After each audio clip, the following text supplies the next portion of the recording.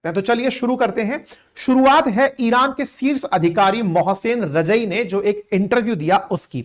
असल मायने में एक रविवार शाम को इन्होंने अपने स्टेट टेलीविजन को, ईरानी स्टेट टेलीविजन को रजाई ने इंटरव्यू दे दिया और उस इंटरव्यू में कहा कि इजराइल की ओर से न्यूक्लियर अटैक के खतरे को देखते हुए पाकिस्तान ने कहा है कि वो इजराइल पर न्यूक्लियर हमला करेगा।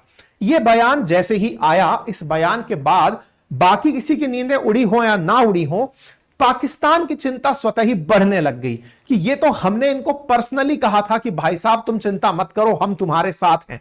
अच्छा, साथ हैं की बात कहां से आई?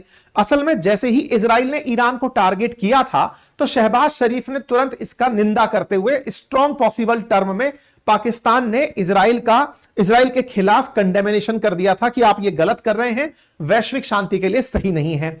फिर एक दिन बीतते बीतते ही ये तुरंत अपनी तरफ से प्रेसिडेंट ऑफ ईरान से बात कर लेते हैं कि सर जो हो रहा है आपके साथ अच्छा नहीं हो रहा है, यूएन पीस कीपिंग फोर्सेस के साथ यूएन पीस में बात की जानी चाहिए। फिर शाम होते होते ये आ जाते हैं इस बात पर कि ईरान के साथ खड़ा है पाकिस्तान। तो पाकिस्तान ईरान के साथ जब खड़ा होता है, इसके मायने मैंने कल भी अपने सेशन में आपको बताए थे और बड़े मायने हैं। बड़े मायने ये हैं कि पाकिस्तान में क्या वाकई में ट्रंप से टक्कर लेने की कुव्वत बची है या फिर पाकिस्तान को जबरन चढ़ा करके आगे ले जाया जा रहा है। कहीं ऐसा तो नहीं कि ईरान खुद जानबूझकर पाकिस्तान को आगे ले जाकर खड़ा कर रहा हो, क्योंकि पाकिस्तान और ईरान के जो पुराने संबंध हैं वो कतई अच्छे नहीं रहे हैं। ईरान को पाकिस्तान से फायदा तो है लेकिन नुकसान कुछ भी नहीं है। ऐसे में कहीं पाकिस्तान को ईरान आगे ले जाकर खड़ा करके पाकिस्तान का तो कहीं नुकसान नहीं करा रहा है। खैर, इन सभी बातों पर और डिटेल में चर्चा होगी। ये वो इंटरव्यू कटिंग है जो इस समय वायरल है। हालांकि जो भाषा बोली गई है वो मेरी समझ से परे थी। इसमें ईरानियन नेशनल सिक्योरिटी काउंसिल के मेंबर मोहसेन रजाई की बातें हैं, जिसमें उन्होंने कहा कि इजराइल के ऊपर पाकिस्तान न्यूक्लियर बॉम्ब डालेगा। यदि ईरान के ऊपर इजराइल ने डाल दिया तो हम उनके ऊपर न्यूक्लियर बॉम्ब डाल देंगे। ठीक है, पाकिस्तान के द्वारा ईरान का समर्थन बड़ी लाइन बन जाती है और इस बड़ी लाइन में पीछे वाली लाइन और तेजी से जुड़ जाती है, जिसमें पाकिस्तान ने एक दिन पहले ही सारे मुस्लिम देशों को एक होने के लिए कहा था कि हमें ईरान के साथ एक होना चाहिए, अदरवाइज जो आज इनके साथ हो रहा है कल वो किसी और के साथ होगा।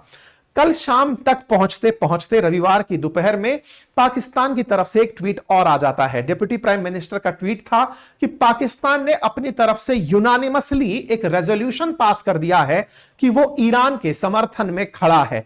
सीनेट के द्वारा यह समर्थन देना ही अपने आप में अमेरिका को एक चुनौती देने जैसा था। अमेरिका इस बात से ऑलरेडी आश्वस्त था कि पाकिस्तान इस पूरे मामले में न्यूट्रल रहेगा। कई जगह, अभी हाल ही में मेरा एक इंटरव्यू हुआ था किसी चैनल पर, तो उन्होंने इस सवाल को पूछा भी था कि क्या ऐसा नहीं लगता कि अमेरिका पाकिस्तान के इसलिए नजदीक आ रहा हो क्योंकि वो पाकिस्तान को ईरान के खिलाफ यूज करना चाहता हो।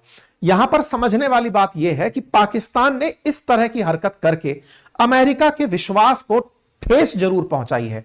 आपको 3 दिन पहले मैंने एक सेशन में जानकारी दी थी कि अमेरिका की तरफ से हाल ही में पाकिस्तान की तारीफें हुई थी। तारीफों के साथ साथ एक और अपडेट था कि आसिम मुनीर को इनके विक्ट्री पर आर्मी का जो परेड था 250वीं वर्षगांठ का, उसमें इनवाइट किया जाने की खबर थी। मैं अभी वो सेशन भी मेरा सुनाऊंगा जिसमें इनविटेशन की बात मैंने आप लोगों को कैसे प्रेजेंट की थी। और उस इनविटेशन के बाद में इन्हें नहीं बुलाया जाना, ये फिर से ये दर्शाता है कि या तो इनविटेशन आया नहीं था, आया था तो कटा दिया गया था। क्या सारी बातें थी बताएंगे, क्योंकि पाकिस्तान जो रवैया शो कर रहा है वो इजराइल और अमेरिका विरोधी है। यह कैसे पता चलता है? असल में 12 तारीख के दिन एक ट्वीट आता है और वो ट्वीट कुछ इस तरह से होता है कि ईरान के किसी फ्रेंडली कंट्री ने ईरान को इन्फॉर्म कर दिया कि आपके ऊपर हमला होने वाला है, कि इजराइल का हमला होगा। असल में पाकिस्तान की जो खुफिया एजेंसी है ISI, वो काफी ज्यादा मिडिल ईस्ट में सक्रिय है। ऐसे में उसने ईरान को अपने इनपुट्स दिए, ऐसी एक न्यूज तैरना शुरू हुई थी। इस न्यूज पर इजरायली लोग काफी खफा हुए थे। उन्होंने कहा कि तुमने जो जानकारी देनी थी दे दी, लेकिन किसी को बचा तो नहीं पाए। लेकिन यह जरूर कंफर्म हो गया कि पाकिस्तान आतंक का ईरान के बाद दूसरा सबसे बड़ा केंद्र है और इस केंद्र को भारत के साथ मिलकर खत्म किया जाना चाहिए। पाकिस्तानियों की भी कई ऐसे वीडियोस निकल कर बाहर आने लगे, जैसे आप और हमारे वीडियोस कहीं और देश में चल रहे हों। वीडियोस आने लगे जिसमें एक पाकिस्तानी कमेंटेटर कह रहा है कि हमें चाहिए कि हम ईरान, सऊदी जैसे देशों को न्यूक्लियर बॉम्ब बांट दें ताकि उन पर कभी अमेरिका अपना प्रभाव ना दिखा सके। पाकिस्तान अपने आप को इस तरह से प्रेजेंट कर रहा है कि ईरान इजराइल के बीच चल रहा संघर्ष असल में पाकिस्तान का संघर्ष है। उसके ऊपर ये चलते चलते मूवी का एक मतलब चुप चुप के करके एक मूवी का दृश्य है जिसे आप देखकर समझ भी सकते हैं। इस दृश्य में जिस तरीके से यहां दो किरदार है, अगर आपने ये मूवी नहीं देखी है तो कोई बात नहीं, लेकिन इस मूवी में केवल इतना है कि ईरान और इजराइल झगड़ रहे हैं, इस बीच में पाकिस्तान आकर के ईरान के साथ खड़ा होता है, सॉलिडरिटी शो करता है कि आप संघर्ष करो, मैं आपके साथ हूं। लेकिन इस बीच में तत्काल प्रभाव से ईरान पाकिस्तान को आगे खड़ा कर देता है। मतलब कुल मिलाकर ईरान ने पाकिस्तान को सरका के इजराइल के सामने अब फ्रंट फुट पर ले जाकर खड़ा कर दिया है।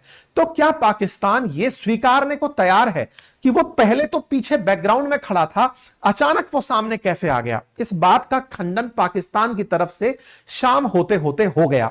उन्होंने कहा कि टॉप ईरानियन ऑफिशियल्स का जो क्लेम है, ये क्लेम की हम गवाही नहीं देते। ऐसी न्यूज शाम तक रिपोर्ट में पहुंचते पहुंचते आने लगी, क्योंकि अल्टीमेटली ये डर सताने लगा कि कहीं ना कहीं अमेरिका इनके खिलाफ सख्त हो सकता है। आसिम मुनीर के लिए अभी जो सख्त अच्छे अच्छे वचन निकल रहे थे वो गड़बड़ा सकते हैं, क्योंकि 2 दिन पहले हमने एक सेशन में, आपको 3 दिन पहले एक सेशन में बताया था कि यहां पर आसिम मुनीर को न्योता भेजा गया है। मैंने आपको ये जो सेशन दिया था, इस सेशन में एक जानकारी साथ में दी थी, आप चाहें तो इसे सुनकर देख सकते हैं। मैंने आपको यह जानकारी देते हुए कहा था, general praise Pakistan army chief Asim Munir invited to US military parade. ये इंडिया टुडे की न्यूज थी जिस पर हमने कमेंट्री देते समय एक लाइन कही थी, वो चाहे तो आप यहां सुन सकते हैं। आर्मी परेड में बुलाने का इनविटेशन दे दिया है। 250वीं एनिवर्सरी है इनकी आर्मी की। 250वीं एनिवर्सरी में बुलाने का इनविटेशन दे दिया है। उसी दिन ट्रंप का बर्थडे भी है, 14 तारीख के दिन, 79 साल के हो जाएंगे। ऐसे में भाई साहब इन्होंने परेड निकलवाई और उस परेड में आसिम मुनीर का भी इनविटेशन है, ऐसा न्यूज में चल रहा है। ऐसा न्यूज की तरफ से कहीं ऑफिशियल आया है और ना ही पाकिस्तान की तरफ से आया है। न्यूज ना तो पाकिस्तान की तरफ से कंफर्मेशन आया है, ना अमेरिका की तरफ से कंफर्मेशन आया है, लेकिन न्यूज में ये चल रहा है। ये जानकारी मैंने आप लोगों को क्यों दी थी? क्योंकि ये न्यूज असल मायने में भारतीय सोशल मीडिया पर चलना शुरू हो चुकी थी। अब जब पाकिस्तान की तरफ से आया है, न्यूज में कैसे आई वो मैं बता दें। असल मायने में क्या हुआ, न्यूज में ये खबर कैसे आई थी? पीटीआई, उस पीटीआई ने अपनी तरफ से यूएस में आसिम मुनीर के खिलाफ प्रोटेस्ट का प्लान डिक्लेयर किया है। उसने कहा है कि पाकिस्तानी एम्बेसी के सामने मैंने आपको जो जानकारी दी थी उस समय यह बताया था कि पाकिस्तान की जो पीटीआई पार्टी है इमरान खान वाली, उसने आसिम मुनीर के खिलाफ प्रोटेस्ट कॉल आउट किया है अमेरिका में।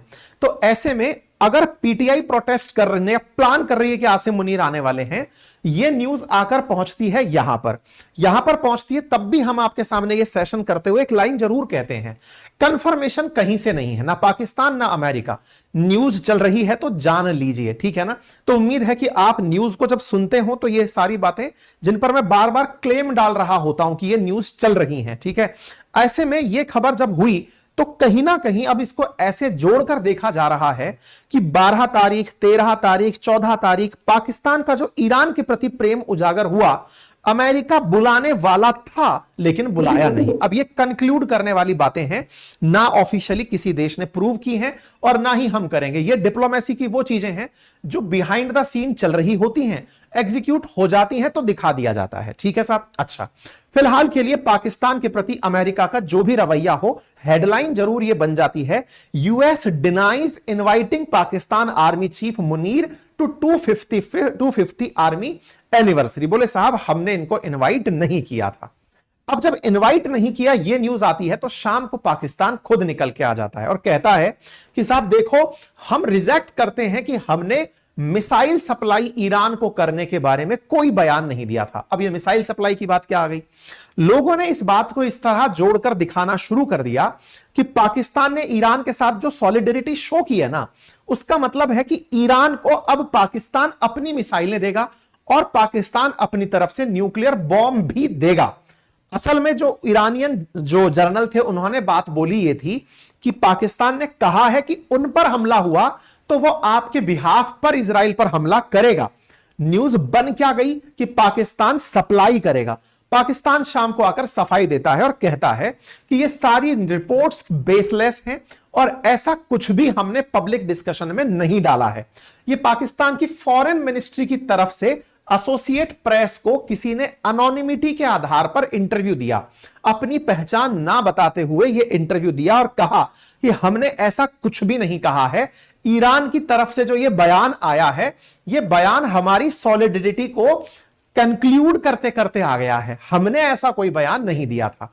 पाकिस्तान कहीं ना कहीं अब ऐसी जगह जाकर फंस गया है जहां एक और ईरान के लिए वो बहुत आगे बढ़ गया, लेकिन दूसरी तरफ अब अपने बयान से जो उसे रेस्पेक्ट अपने देश में मिलने लगी कि यार साथी हो तो कोई ऐसा जो ईरान के साथ जाकर खड़ा हो गया, ऐसे में क्या वो अमेरिका का गुस्सा बर्दाश्त कर पाएगा? इजराइल की कहीं मिसाइल दिशा नहीं बदल पाएगी? ऐसे में ये सारी चिंताएं पाकिस्तान को सताने लगी, इसलिए उन्होंने शाम होते होते इस तरह की न्यूज रिपोर्ट करना शुरू कर दी। हालांकि बिजनेस स्टैंडर्ड ने खुद इस बात को लिखते हुए कहा कि business standard does not endorse any of readers comment.